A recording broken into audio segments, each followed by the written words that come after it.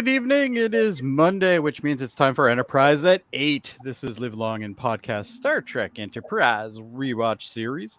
And tonight's episode, it's been about 20 years.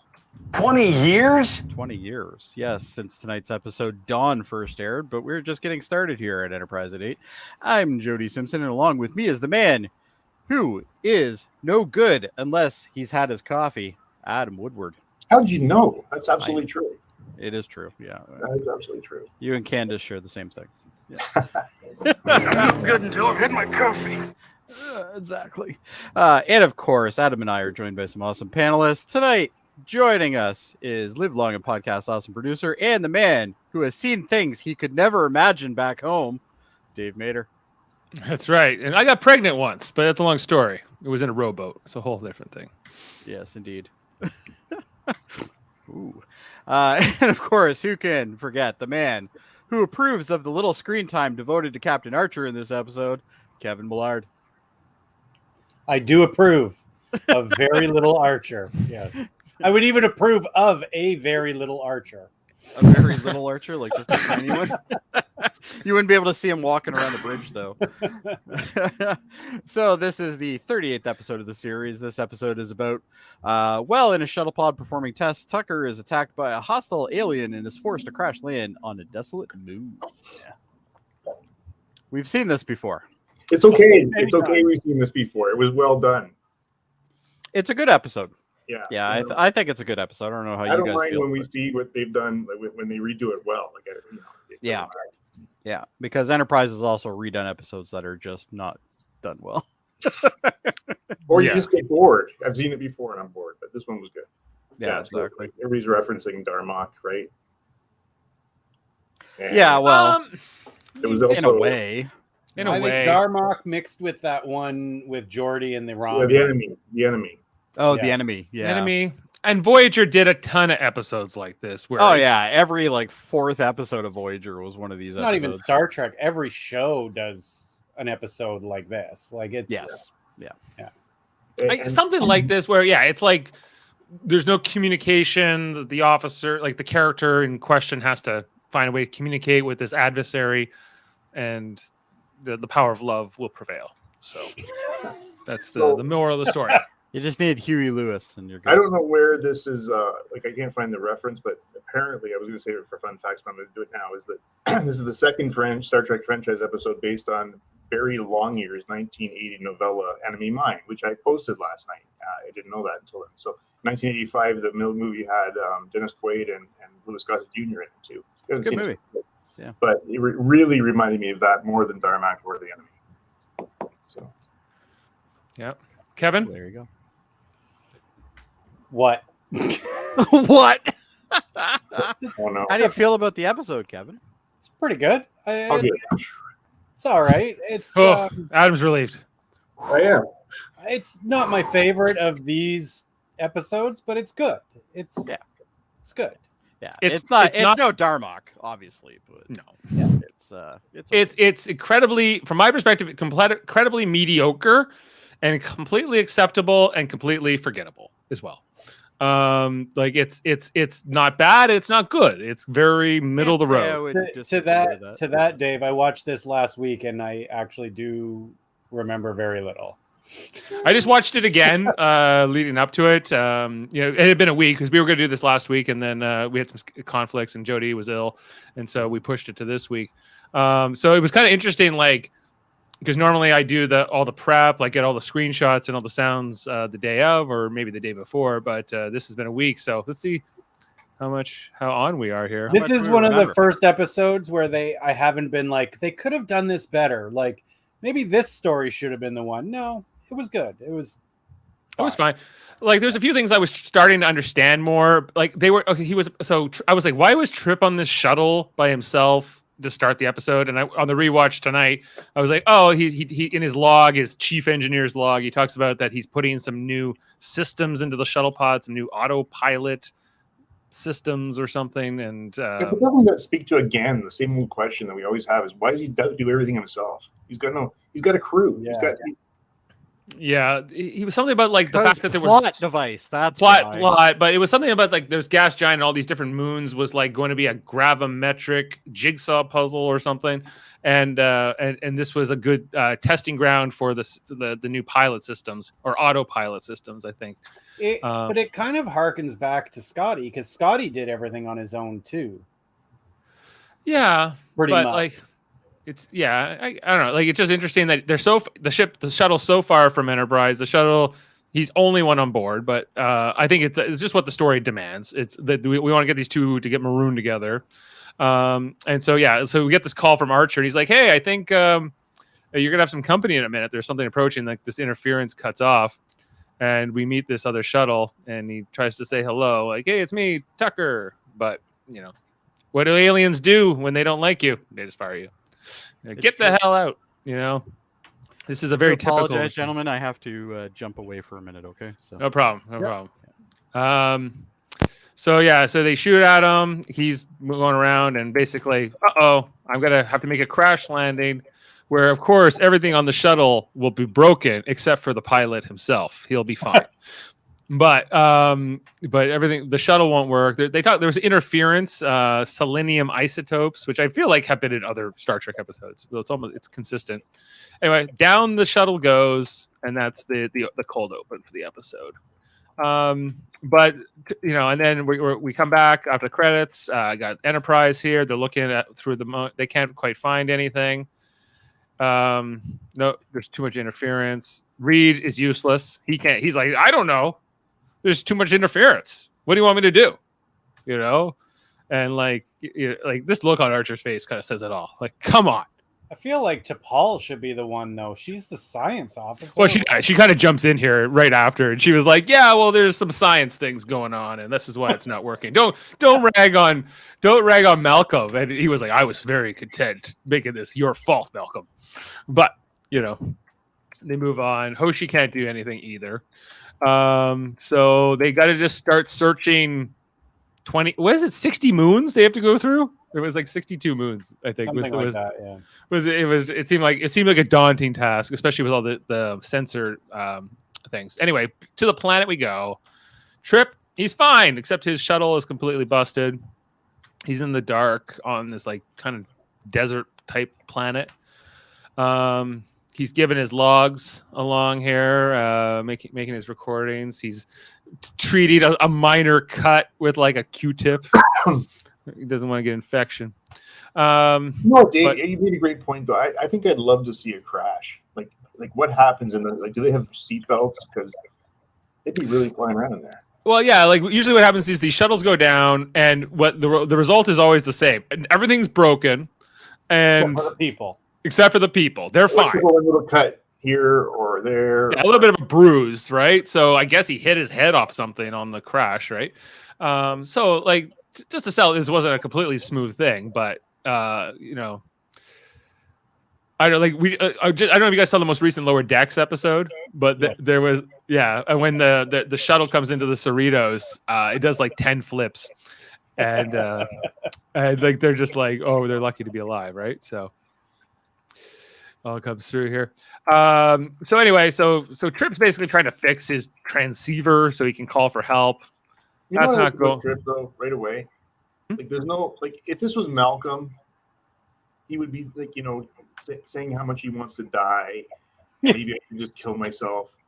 Trip gets to work. He would have cut his throat already. I'm marooned. There's 60 moons. They're never gonna find me. Yeah, it's the end. It's the end of me. He would be digging his own grave by this point, just so he can like fall back into it. Writing his own eulogy would be Malcolm. And then he'd start up the his letters to his female conquest or whatever again. But we got some breaking news here from Sam Higdon. Got exciting news he wants to share. We're listening. And how was the wedding? It was good. We had a good time at the wedding. Sam, thank you. Jeff's married now. But anyway, back to Trip. At least he's a doer. He gets right to it. Let's fix this thing. And I guess I don't know how, because DePaul says later on the episode, like at night, this moon gets down to like, -5, -10 Celsius. So I guess it's like we can assume that's what is going on here because it seems like it's pretty cold, and then it's going to go up to 130 Celsius 70 later. 170. 170. That's too hot for people if you don't know. And so anyway, anything over 50 Celsius pretty much will kill you in a pretty short amount of time. So yeah. So anyway, he's hearing some stuff, and we meet the he got this pipe. You guess he didn't have a phaser on the shuttle? He didn't have his own phaser, right? Didn't bring it. Very unprepared. They never have phasers when they need them. No. Wait a second. There's another thing. I think we've seen like an emergency kit with a phaser in one of the drawers somewhere in the ship. Yes, Well, we sure. have. Yeah. The shuttle has emergency water and cave food episode. and other things. The phaser must have broken when it crashed. Yeah. Awesome. All They destroyed. always crash. break. Those things break like nuts. Anything that will help the protagonist of this story will be broken. Yes. And anything except for a flashlight. That's the only thing that he needs, just so he can see this guy come kick his ass and steal his shit. That was kind of like the whole goal here. So yeah, so Trips up there. He hides in the shuttle. Like there's this whole tussle where like the alien, what's his name? I'm just trying to remember. I think we learned it later. It's like Zacta, Yeah. or something like that. When he's hiding in the shuttle, it reminded me of Galileo 7. It's With, Zokan. like- Zokan is his name. Zokan, yeah, Zokan, and he's Trip, and he doesn't drink water; he drinks like slime. Anyway, so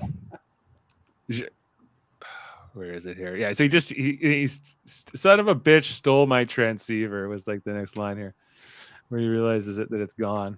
But we have another a campfire. Another campfire. Yeah. But how do you make? I guess you had to have maybe you had the phaser to start the campfire, or maybe you had some other way of doing that. But anyway, for a planet that gets up to 130 Celsius in the daytime, it's amazing that there's any plant life here at all. But I guess it's resilient. Anyway, so then we see this other ship approach. We'll learn that this is the aliens themselves. They are the Arkonians, is the name of the species, and they approach Enterprise. And T'Pol explains that. That she knows who they are. She knows that they've met the Vulcans before, and we see that they're the same species as the guy that Trip's dealing with on the planet. But the universal translator is working in this case. Captain Kashar, Zashar, I don't know, Shishar or something. yeah. And T'Pol explains they're very unpredictable. They're very aggressive. They kind of look like alligator people, really. And they don't like Vulcans. And then he's like, "What's with the Vulcan? Hey, what do you got a Vulcan going on there?" And she's like, "This is awkward." I was hoping Archer would be like, "Yeah, fucking Vulcans." Yeah, Like that would have been awesome. They could have. That might have greased the wheels a little bit if he had been like, "Yeah, I'm not happy about it either." Yeah. Fucking Vulcans. All they do is bitch about how much we smell. So we checked the chat. We checked it. We checked it. You got exciting news? Hit us. You haven't told us the news yet. But we're ready. We are. Adam, sorry. Finish your thought. Oh, I was going to say their ship is pretty unremarkable there too. Usually they do a better job on ship design. Yeah, it's kind of I don't know, big blobby looking ship sort of thing. Let's see. Go back to that shot. There it is. I think it's all right. Got some big guns on it. Big gun on the front. Yeah, I didn't see It's a that. weird looking ship, but Yeah, some guns on the back. We only see it a little bit in the episode. It's kind of like a copper looking kind of material. What is he saying? Sam is. I start UN on Thursday. You're joining the United university. Nations. You're going to the United Nations, Sam. That's no, exciting. university he means. I think. University. Oh, Jeez. well, the UN. And Eastland says they're just watching. Just arrived. Well, welcome. So Sam, let I'm me guess. happy. You're going to Memorial because it's the only university in Newfoundland, right? So I had 6 cousins go there because Nova Scotia universities are significantly more expensive than Newfoundland. So Um, here's the thing, guys, is that Sam has now revealed his age, and he could be my kids because both my kids are going to school next Yeah. weekend as well. Oh, he told us when he was like, "I'm 19 today." Wow. I don't know if he said it in that tone of voice. That's how I read it. Yeah. So, anyway. Well, it's pretty impressive. You know about Gilligan's Island, man. Oh, he's doing the Alberta University. There you go. What's that called? Athabasca? Is that the one? Athabasca, yeah. Yeah, that's a good one. Good luck. What are you studying, Sam? Let us know. Is it Starfleet engineering? There you go. I don't know if they offer that as a course. Anyway, we're getting off track here. Yeah. Get us back on track, Jody. What's going All on? right, on we're the watching an planet? episode. We watched it already. Now you're caught up. Uh-oh, this guy he likes the captain of this starship. This is taken away from your credibility, Eastland Burkholder. Wait a second. Which People are captain? allowed to like the alien things. captain or Captain Archer? Maybe he likes there the you go. alien That's captain. a good point. Maybe Yeah. maybe he's talking about. He had more charisma. I will give you that. The alien He captain. did. Yes. Well. Yeah. Having more charisma might not be that hard, though. But in this part of the episode, this is where Trip goes to steal back his transceiver, basically, and he tries to go near the Zakhan. What was his name? Alien. Zokan. Anyway, so he's trying, but then he stumbles, but it's a fortunate thing because he would have turned off these proximity laser sensors, right? Just in the nick of time here. And he kind of figures out that there's these lasers around. So he comes up with this plan here. Sees Zokan, and he's making a log. He's like, "That's the alien who stole my thing, and that's the shuttle that shot me down." He realizes that this is all the same because I guess he had the guy who stole his transceiver. He didn't know necessarily was the same guy who had shot him down, but now he's put that part together, and he kind of tells us his plan here. No. What's the odds? Yeah, there's a chance that there's an indigenous alien species here, but with a crashed shuttle. But well, he didn't know there was a crash shuttle until he saw it. That was the whole idea. True. Yeah. So anyway, so this guy he's working on Trip's Zokan. He's working on Trip's stolen transceiver, and then he hears something, which is clearly just an iPhone playing back some recorded notes, like Mary had a little lamb. Did you take that screenshot just to get his ass? He's taking the gun out. Oh, okay. So that was But- Mary Had a Little Lamb, eh? He kept reciting. He's like, I want you to listen very, very closely. Mary had a little lamb. Her fleece was white as snow. No. Or show. Oh, so Eastland likes the captain of the Enterprise, right? I like Scott Bakula in everything but this show. Which is ironic. Yeah. Okay, I'll give you that. I'm pretty much the same way. Good choice, Sam. Oh, I think because Sam said he's studying. Did you psychology. tell my dad? Did I tell my dad that I called him the goat? I've mentioned this to him, I believe. Yes, not at the wedding specifically, but He doesn't need his ego brushed anymore when it He's comes got- to the original. he's got that story. in full supply. Don't worry.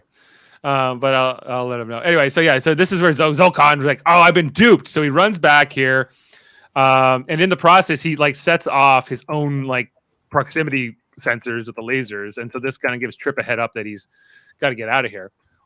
It was kind of surprising me that Trip just didn't grab the transceiver and run, but anyway. So Zokan is going around here with the gun, and then Trip hides inside the shuttle briefly, and then pops out and attacks Zokan, and they have a bit their first of many fights in this episode.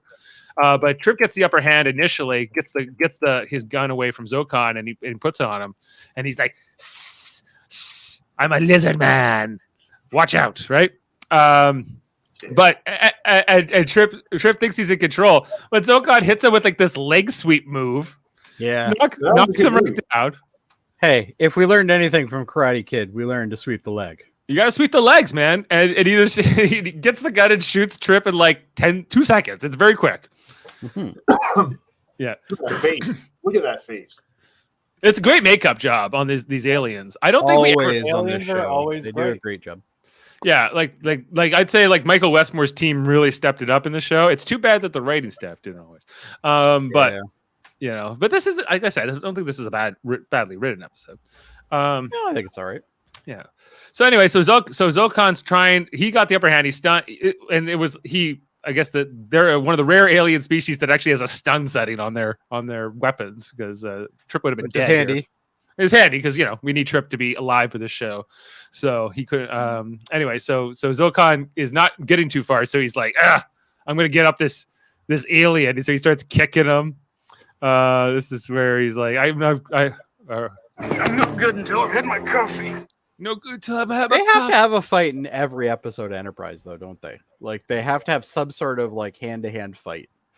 Yeah, I think that we're trying to go back to that original series, and also like just a lot of '60s shows like Batman that were like a lot of like fisticuffs. The heroes are punching. Oh, this is There's no a lot of Batman. it in this episode, but I like it. I like that like they don't really come to terms with each other until they're on the ship.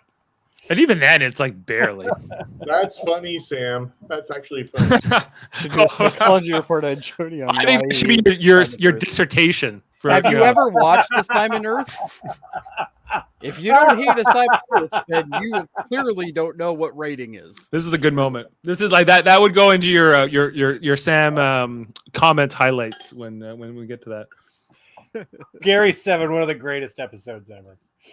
And Sam is asking Eastland now, what do you think of Assignment Earth?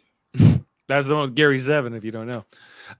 Anyway, so Trip's trying to communicate with him throughout this. He's like, broken. Just when two people who don't speak the same language. And Well, in Trip, every time he wants to talk to somebody that he can't understand, he just says it louder to them. yeah, Like all of a sudden the amount of volume is what's going to make the guy Loud. understand. Louder and slower. Yeah. but then the gun is the real language that they understand. He's when he puts it up to his throat, he's like, so do what you say or you'll kill me. Gotcha. yeah. Right. Man, that makeup is good, eh? Yeah, it's pretty good. Oh yeah. Again, the set, the props, the makeup. Imagine what this show could be 100% on this. It's if it had better writing and it had a different cast.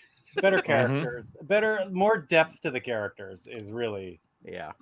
And more interplay. I think more interplay between them, right? Is also sometimes. Well, what's we missing. get more of that later. that's how you but establish depth and the the characters. first two sure. seasons are the hardest to watch. Yeah. So anyway, so he this is where he unties Zolkan before we go back to Enterprise. And there's a conversation here between DePaul and Archer where basically she says that the search isn't going great. It's going slowly, but they're working with the Arkonians there, and the search is, they're searching their moons, they're searching theirs, and Archer's like, why can't they get a few more ships here to help us with this search? Like what the hell? So and she's like, well, they don't trust us. And they don't like us very much, and they want us to leave as soon as possible. And so he's like, what's the bad blood between the Vulcans and the Arkonians? And she kind of breaks this out that they met during a first contact, maybe roughly around the same time that Vulcan made contact with Earth, right? But in contrast to Earth, the Arkonians were suspicious, and they were deceitful, and eventually the Vulcans were like packed up their stuff, took their delegation away, and said, "See you later," or "See you never," right? Which is why that's why the captain knew what a Vulcan looked like. He's like, "Why is there a Vulcan on your bridge?" Maybe logic doesn't work all the time for everybody. No, and No, somebody thought it'd be a great idea to make Assignment Earth. One of the greatest episodes It ever is one of the made. greatest episodes, Kevin. You guys are all on some drugs. Not yet. right. I think you already are. Yeah, but anyway, she's like, these Arkonians, they're unpredictable, they're prone to hostility. And Archer also said, maybe we'll have better luck, which is kind of what is the net result here, is that, just because the Vulcans weren't successful doesn't mean humans won't be. Always, that's Archer's optimism right there. It turns out to be true, fine. though. Right.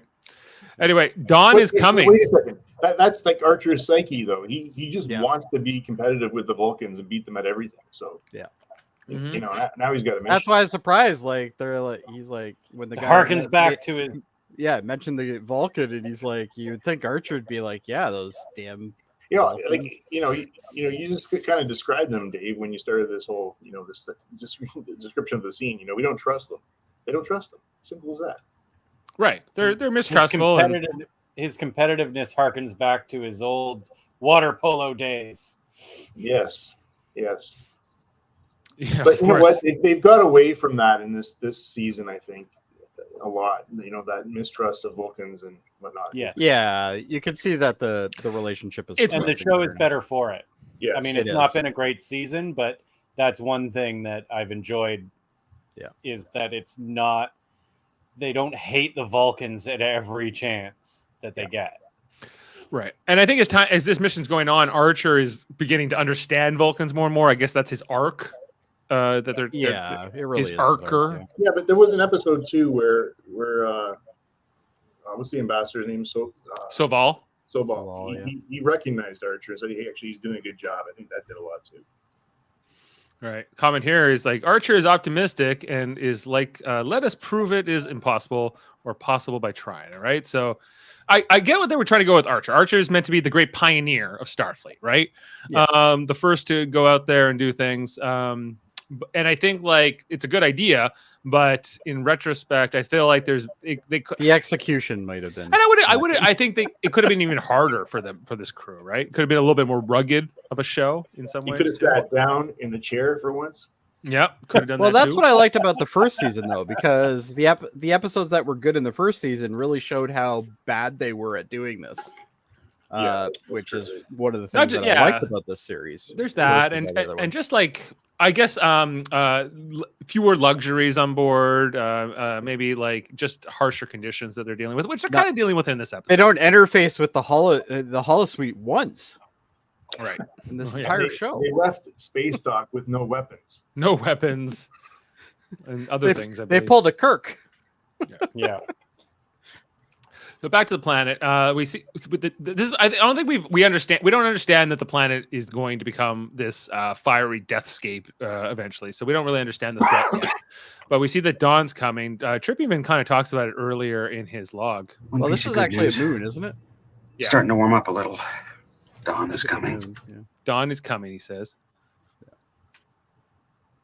But he's still a hostage here of Zulkan, and he's working. That's on the other thing I like in this series is the makeup artists. Whenever after a fight happens, they're still good with like keeping bruises and stuff in the right places and stuff. They really did well with that in this Mhm. series. Continuity matters. I always hate it when you see like a fight scene and then somebody draws blood and then like the next scene the blood is like running down their face the wrong way or something like that. Like it doesn't look like it happened at the same time. Jody, you just have to spit on it if you're an Arkonian, and then it wouldn't matter. So, Well, that's true. Yes. Yes. well, yeah, with your little, It's quite a trick, actually. with your healing venom or whatever it is, right? With But your there's healing kind of an saliva. introduction here where he's like, "I'm Zulkan," and because he thinks that he thinks Trip's name is Dammit at first. He's like, "Your name is Dammit." He's like, "No, Oh, I never even caught that. Yeah. Okay. Yeah. Yeah. You're right. Right? He's like, "No, I Trip." forgot that. So they have like a little bit of introduction, and Trip asks for water. You know, Zulkan doesn't Yes. get it, and but eventually he Gives throws him, him like, over. booze or something. Whatever this was, it was some kind of like mud or something that like his species is very different than humans, clearly. And so Trip doesn't even like smell it or anything. No, And he he's just such drops a it. Dick here. He throws it away like a child. Yeah, Like an infant. yeah. And it's just oozing out here. Ew, that doesn't look appetizing, does it? No, I'm sure it's not, but yeah, like and Zulkan's like, "What the hell? You're wasting it. This wasn't a big bottle to begin with." This is like 40-year-old scotch to us. Like, come on. Or it's like I think it's like his main source of nourishment or fluids or Yeah, something. I kind of get the impression that it's more like a supplement kind of thing. Yeah, like I don't think his species drinks water, maybe Or or maybe this is like a survival like ration or something. something like whatever it is. Just throws it MRE. on the ground. Either way, like he's a dick.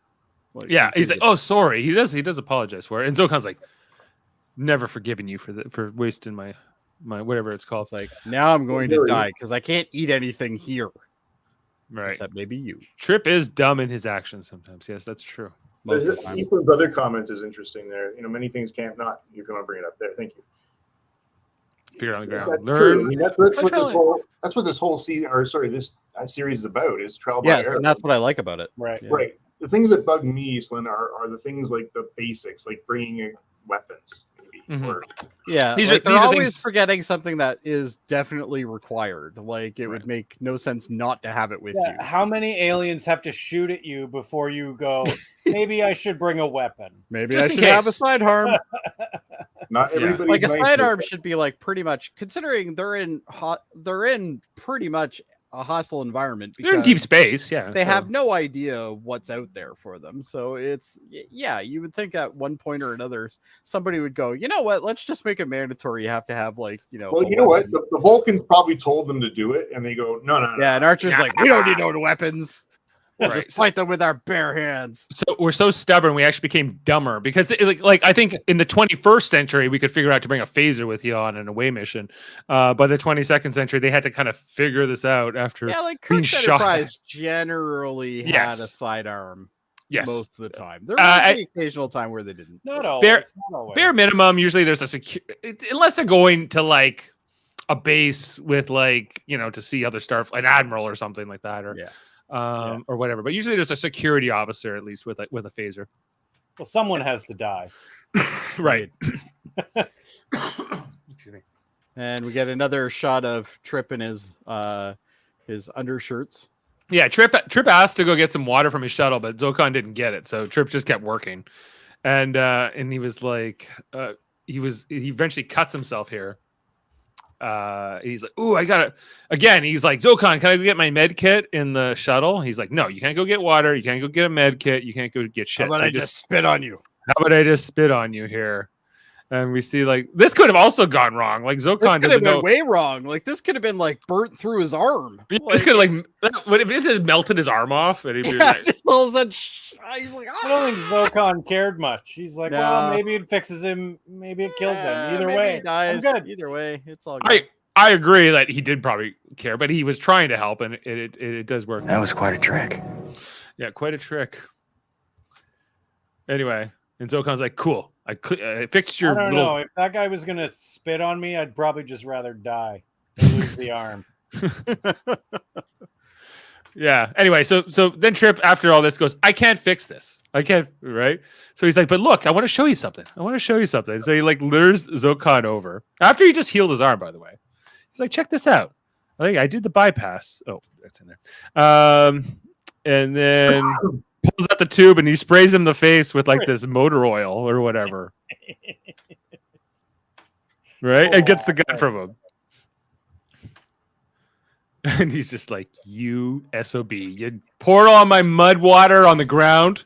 Yeah, Yes. first you destroy my mud water. Right. And now you took my gun and played it out. He's like, "I need to go to my ship." And now you're rude and you're pointing. Yeah. You jerk. Right.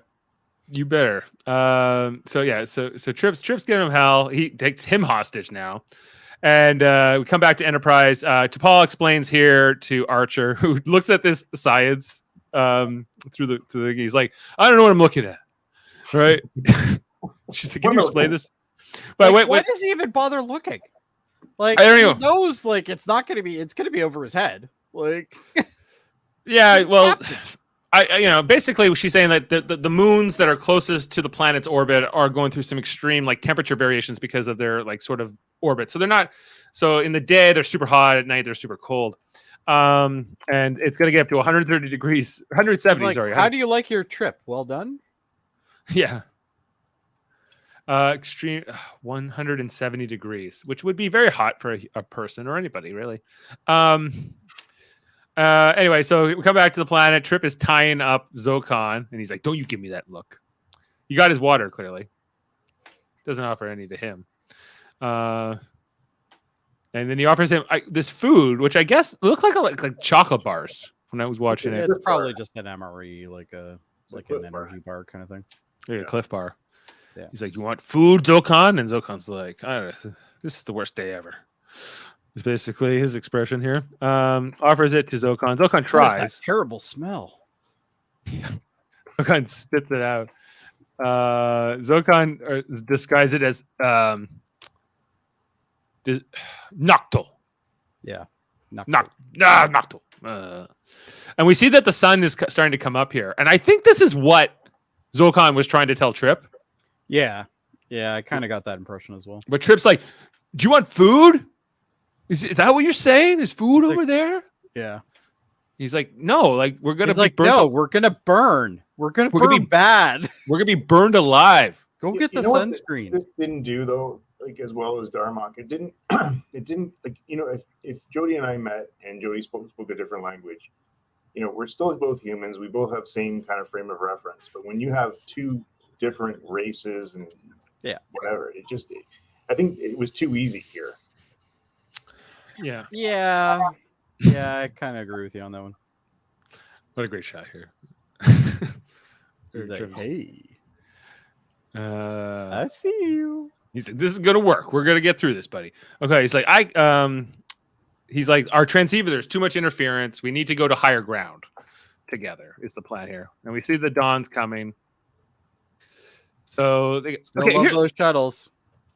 yeah, that's not bad. Question though, guys. Okay, if this shuttle is designed to survive in space and a planetary reatmosphere, could it, in theory, insulate them from the extreme heat?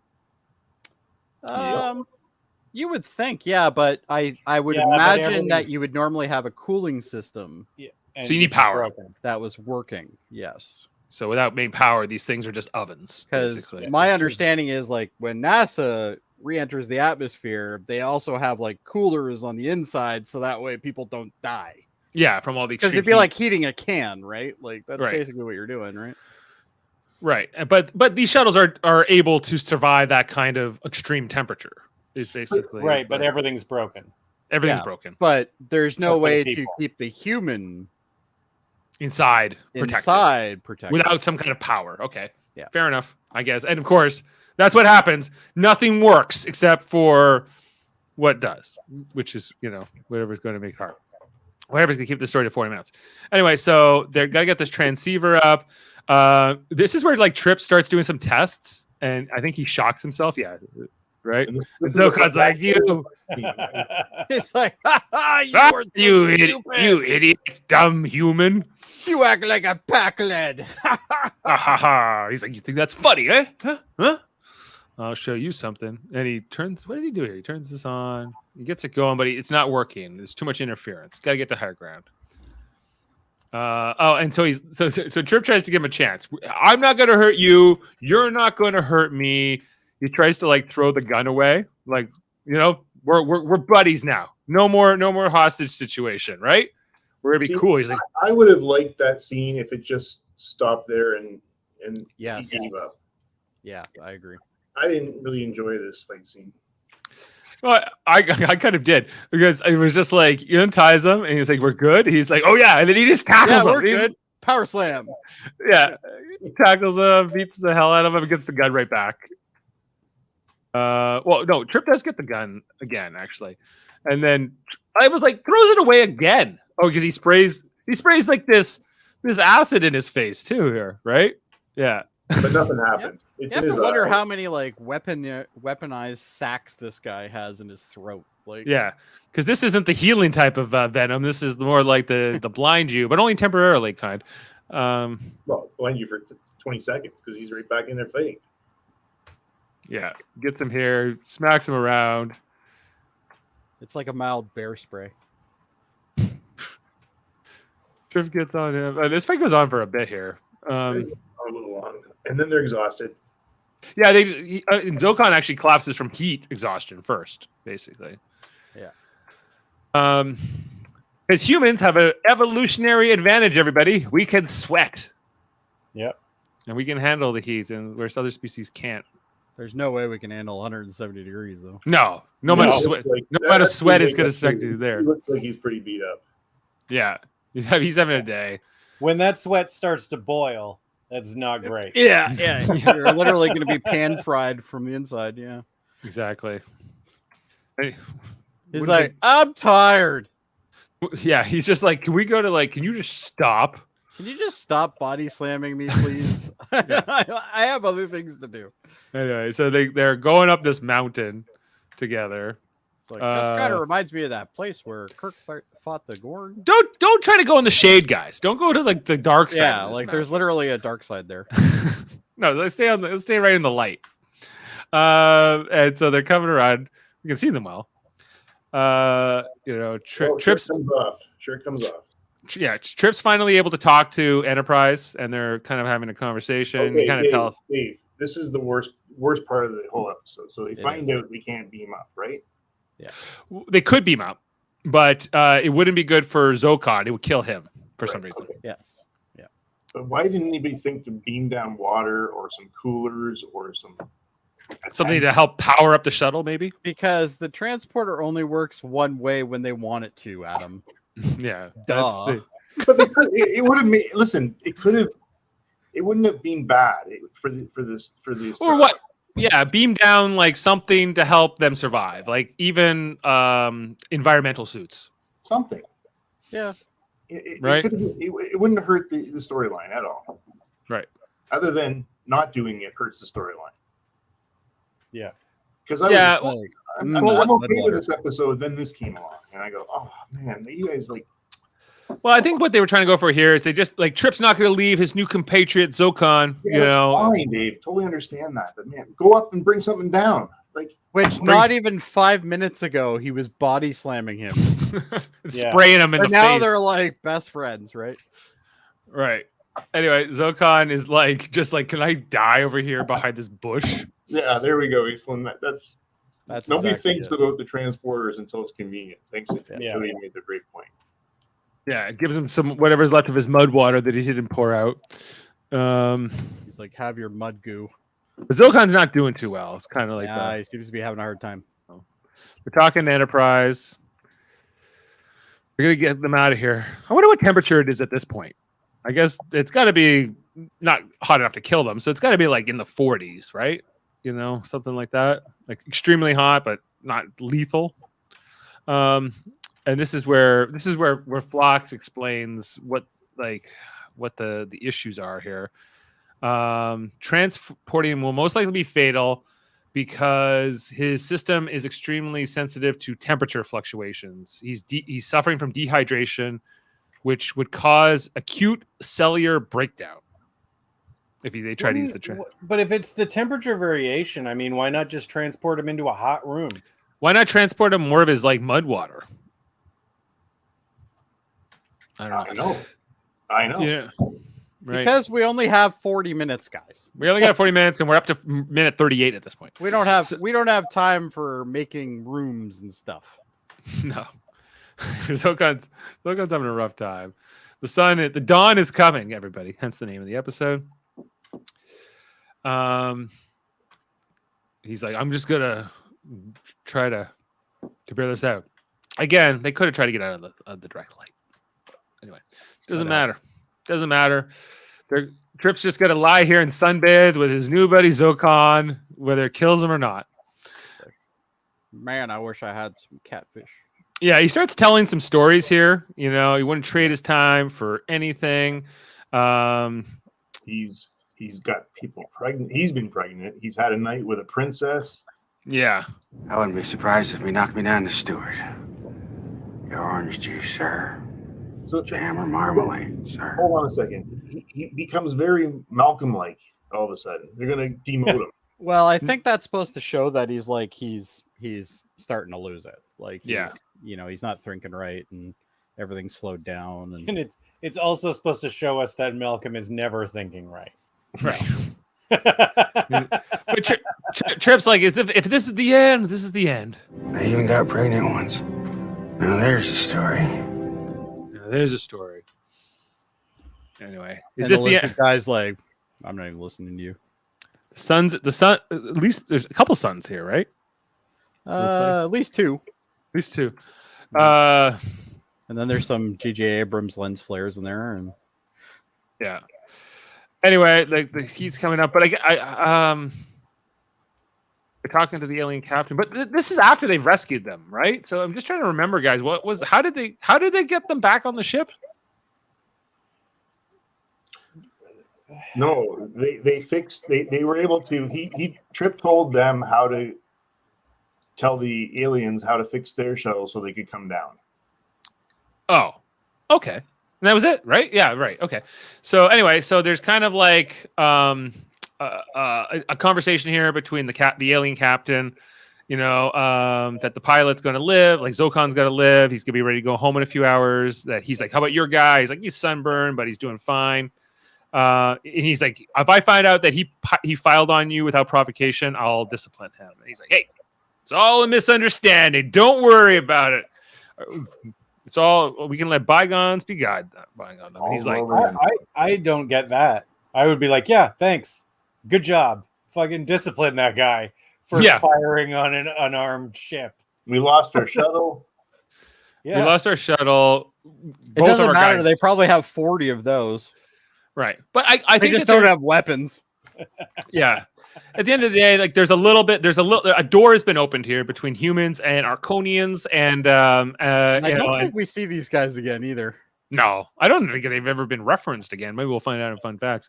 But anyway, like he's like, you can leave right now. As soon as you can leave. Is kind of like the end of this conversation. He kind of looks at the Vulcan and to Paul, and he's like, how much for the Vulcan? Yeah, see you later. He's like, hey, not bad, huh? She's like, yeah, you guys did something better than us. Did better than us. You didn't totally screw it up like you usually do. Good job. Good job. Not good even job. that. She says you did better than us. Yeah.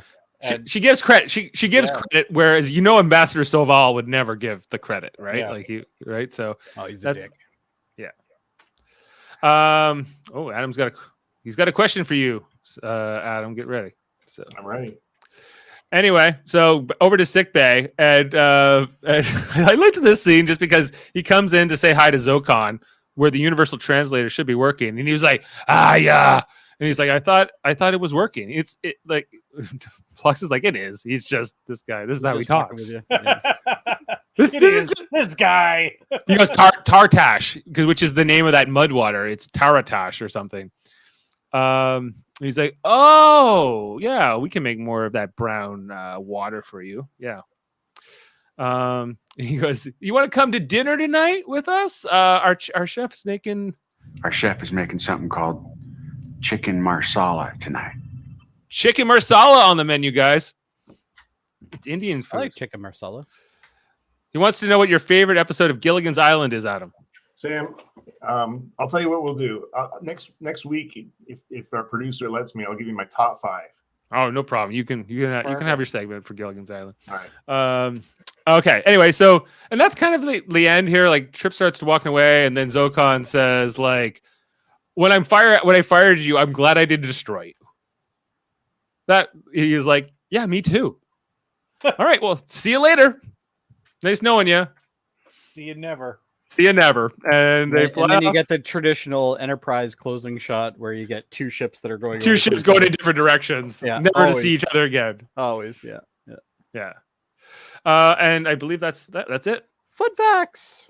Over to fun Let's have facts. some. So when I start looking at fun facts, and there's not much there. So I'm glad we took up 50 minutes talking about the episode. So and there's a few. So Brad Greenquist, who played Zokan, he also played Crit in Deep Space Nine episode "Who Mourns for Morn." Oh, okay.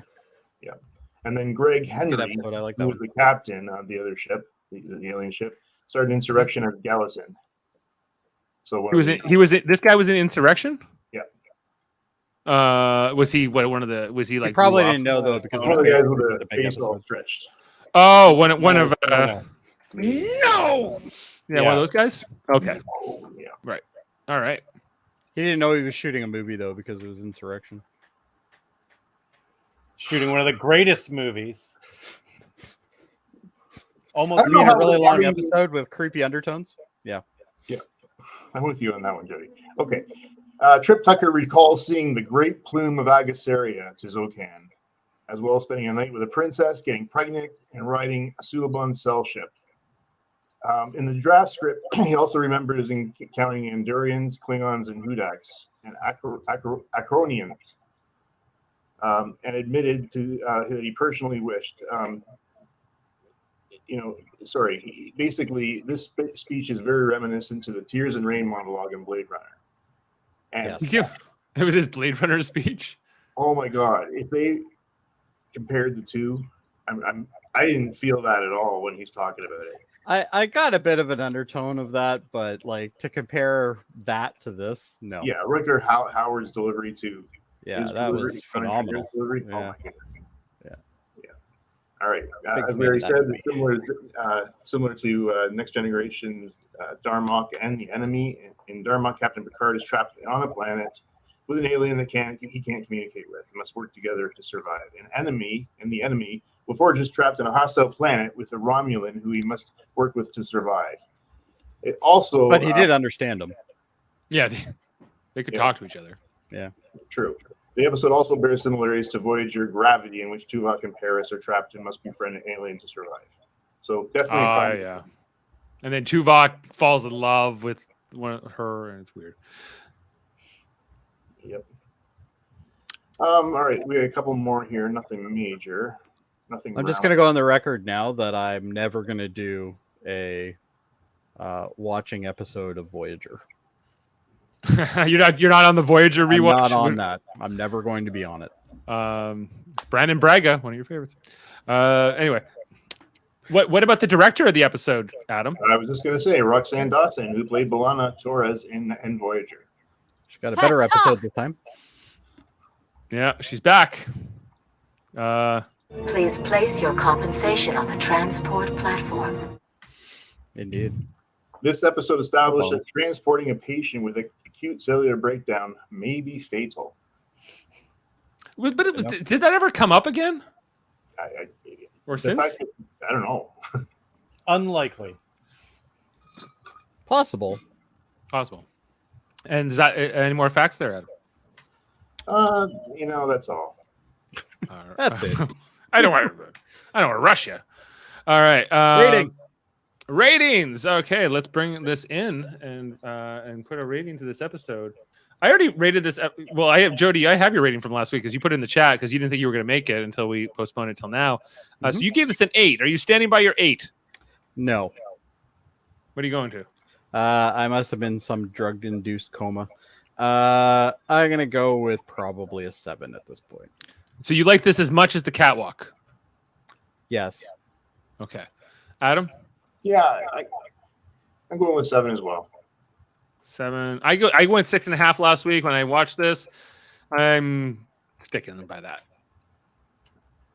Yeah, I think 6.5. Same as the catwalk. I liked the catwalk. I think I would go back to the catwalk before this. Not that this is, like I said, I don't think this is bad, but I don't think it's great either. I think it's completely fine. It's fine, I guess, is the easiest way to sum this up. It's a fine enough episode. It's better than lots of them. Yeah. Yes. Right. Especially in the first 2 seasons. Yeah. And you can see we've had some rough episodes lately, so this was okay.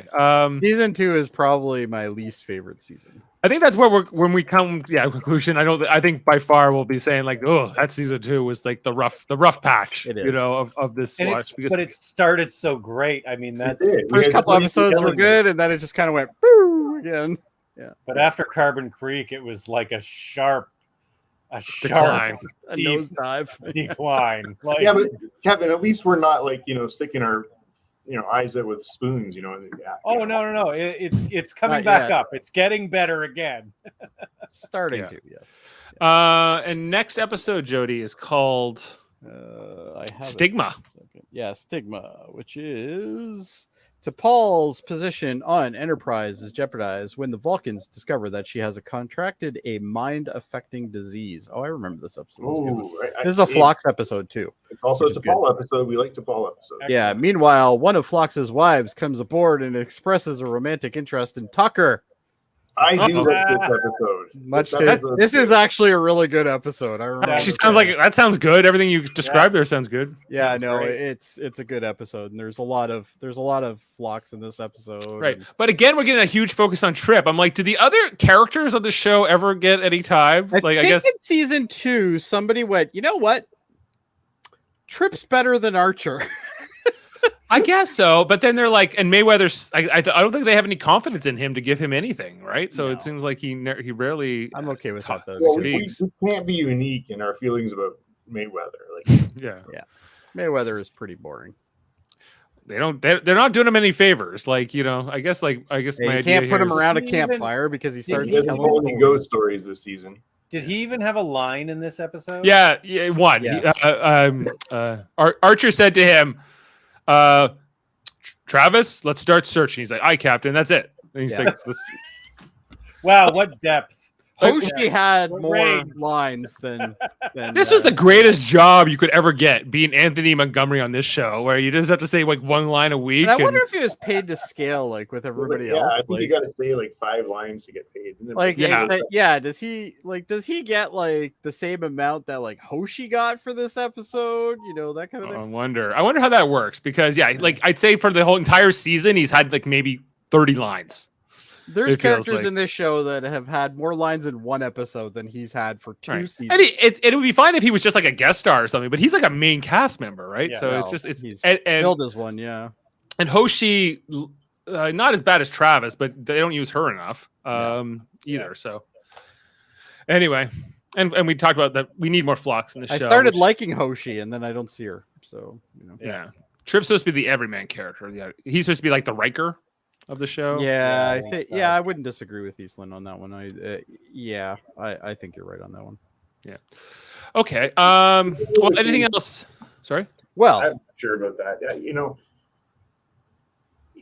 he is that kind of guy that can fix anything, and but I don't know if he's everybody identifies with him. I'm not sure about that. but if anybody on Next Gen is going to get pregnant by an alien race, it's going to be Riker. Anybody who, like all the things that happened to Trip could definitely happen to Riker Yeah, We took a ride in a rowboat. in a rowboat. And Riker would be like, "I serenaded her in a rowboat." Trip is tripping. Yeah, that's right. He sure is. But you know what, Dave?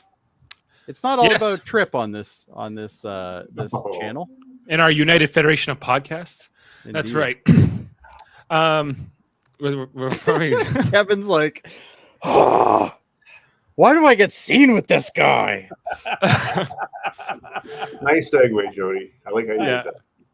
Tuesday nights. You can. We're also talking about Star Trek Deep Space Nine, similar to what we just did here on Enterprise. We've been going through episode by episode. There's more episodes in Deep Space Nine than there is in this series, and so we are up to season 5. We're just season 5, episode 23. Tomorrow's episode. When I'm done all these Star Trek podcasts, for sure, Sam. So 5 years. can I fit it? Can I have a night off? Can I back in my week first? Anyway, so yeah, Deep Space Nine at 9 is tomorrow's night's episode. Is called In the Cards. It's an episode where Jake and Nog want to get a trading card for Captain Sisko as like a gift. It's right before the Dominion War really kicks off. It's like they're kind of like the last peacetime episode before things get crazy on Deep Space Nine. It's both a good episode and a stupid episode all It's a rolled into stupid one. episode for Yeah. sure. Right. It's lighthearted. It's an It's episode where Jake isn't totally annoying though. No, it's Like it's fine. decent. It's good. No. It's good. I hate Jake. I think it's a terrible character, but Jake I like Sisko. Nog, so that makes up for it. Well, they work well as a team. Anyway, so we're going to be talking about that tomorrow night. This Thursday, talking about Star Trek Lower Decks as well. The newest episode 2 is coming out. I haven't even watched the first one yet. Not bad. But I talked about that with Chris Murphy this past Thursday, and we'll be on this Thursday night, I imagine, to talk about the least dangerous game. So check that out in the schedule here on Live Long In Podcast. Star Trek Radio Theater coming back probably in September. Just got to figure out when exactly. Do we know the episode yet? I'm really flirting with space hippies. Oh, I'm really flirting with the idea of doing it. But it's a musical, you know. Head now to Eden. I'm just gonna go right now and tell you I won't be available for this episode. I I want to think know who's going to be doing most of the singing. Oh, who do you think? I think it might be. I'm thinking about trying to go with Davin because at least he can play guitar. So we're gonna see how this might work. We're gonna go for you. Well, I thought about me, but then Yeah, I you're can't play any water instruments. lemon. So and I think that's the part that would be hard to do. So I'm flirting with the idea of it, but if not, there's a couple other ideas on the sketchboard right now. Well, So if radio- there's a Q episode, let me know. Will do. And check out Star Trek Radio Theater, our little radio play reenactments. We also have Super Mater Brothers Podcasting, a reality and scripted show that's not Star Trek theme channel. That's with Jeff and Jaemeel and others, where we talk about mostly right now Big Brother season. What are we in 24 now? Week 8 of that show, 3 times a week, Sundays, Wednesdays, and Thursdays. We're talking about Big Brother USA. We talked about Big Brother Canada in the spring. We did Survivor as well, season 42, a little bit after that. So check out all that in the Super Mater Brothers podcasting archives, as well as we have Trivial Debates, a monthly show. We are what movies, TV, sports, and more. On August 21st, we had an edition here with Chris Murphy judging Jody Simpson, Davin Scalehorn, and Chris Seymour. It was a fun one. Especially the Predator question, I thought was particularly fun.